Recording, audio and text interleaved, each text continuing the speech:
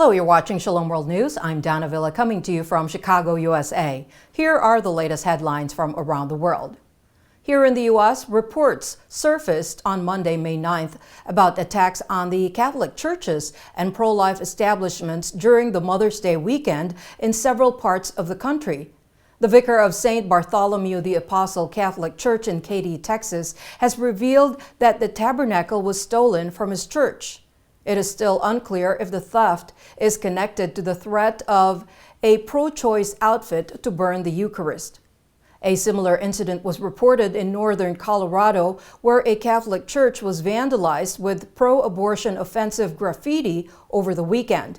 It was the Church of St. John the 23rd in Fort Collins that was sprayed with red paint on Saturday. On Sunday morning, the headquarters of the pro-life supporting Wisconsin Family Action was torched, although no one was hurt in the blaze.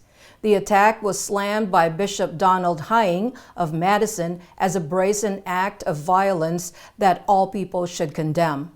In Northern Virginia, a pregnancy resource center was also vandalized. The New York State Catholic Conference issued an action alert on Monday, May 9th, urging believers to call their lawmakers and voice their opposition to a pro-abortion bill to codify the right to terminate a pregnancy during all stages of gestation. This bill is to be voted in the U.S. Senate. The conference states, quote, "Senator Schumer alone has the power to call this vote. Make your voice heard to oppose this action," end quote. This outfit is the voice of New York State's prelates in matters that concern public policy. If passed, the law would retain a nationwide statutory right to abortion, overriding state restrictions. It will also repeal many of the curbs such as parental notifications for young girls, informed consent, and health or safety regulations unique to abortion facilities at the federal, state, and local levels.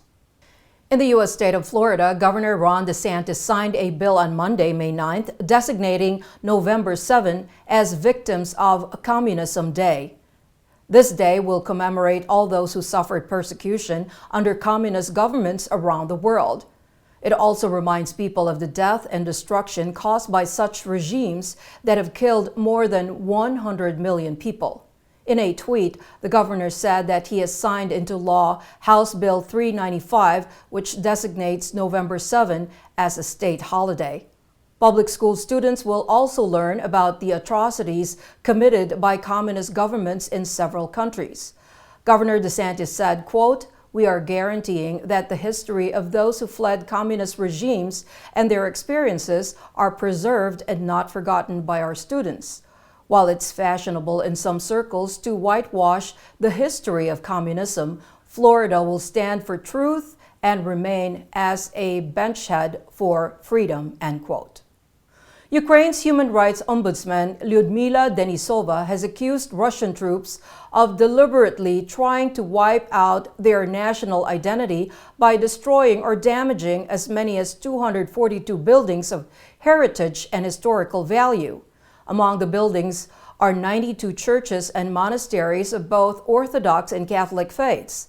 She blamed Russian fighters for causing damage on 16 monuments of national significance and 72 others that are of significance to their respective locales. At least 84 such edifices were destroyed in Kharkiv alone, by 45 in Donetsk, and 38 in the capital Kyiv. In Chernihiv, 24 historical churches and other buildings were damaged, while in Luhansk, the number stands at 17. Denisova said that Russian troops have breached Articles 4 and 5 of the Hague Convention for the Protection of Cultural Values in the event of an armed conflict. She also sought the United Nations Commission on the Investigation of Human Rights Violations to take into account such war crimes. Tennessee became the latest American state to put forth laws to ban transgender women from competing on college athletic teams that match their gender identity. The new bill, signed by Governor Bill Lee on Friday, May 6th, expands current legislation that prevents transgender athletes from competing in the middle and high school sports teams that align with their gender. Senate Bill 2153 prohibits transgender males from participating in public higher education sports that are designated for females. The law also requires Tennessee universities to use the student's original birth certificate to determine gender. The bill will take effect on July 1st. Last month, Governor Lee signed a bill withholding state funds from public school districts that do not adhere to anti-trans sports legislation, which he enacted in March last year. Once it takes effect, Tennessee will join the League of Arizona, Georgia, Iowa, Kentucky, Oklahoma, South Dakota, and Utah. Ahead of the first round of presidential election of Colombia on May 29th, the Catholic bishops of the South American country have called for the strengthening of the democratic setup and political commitment toward the integral development of the total population. This appeal was made by Monsignor Hector Fabio Henao Gaviria, a delegate of the Episcopal Conference of Colombia, or the CEC, for relations between church and state during a press meet. This comes after some of the bishops recently met 8 presidential candidates.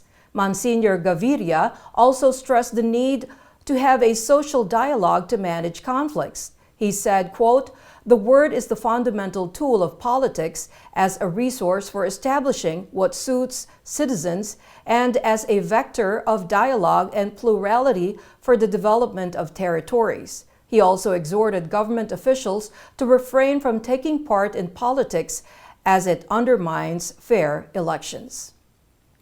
Armenian Christian believers in Turkey have enough reason to cheer as their largest church in the Middle East has been restored and reopened for worship.